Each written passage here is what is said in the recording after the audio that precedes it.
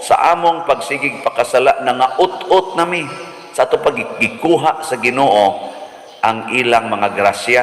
Wa na gud sila'y pari, wa na sila'y propeta, wa na sila'y ilang kaugalingnan nga lugar, di na kuno sila makahalad kay ang ilang mga templo gipangguba na, gipangbihag na sila sa ilang kontra. Nakaron na sila sa taliwa sa kalayo kay padong na sila isugbas kayo sa ilang mga kontra. Motong niingon to si ito propeta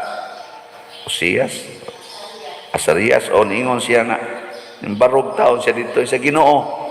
Hibaw man gyud mi nga ang tanan nga nagtuo nimo di gyud nimo pakaulawan.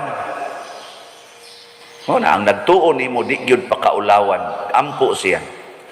Nya iya dayong gihisgutan ang mga ilang mga katigulangan nga pinangga kay Ginoo. Isa duna biya kay saad ni Abraham, ni Isaac,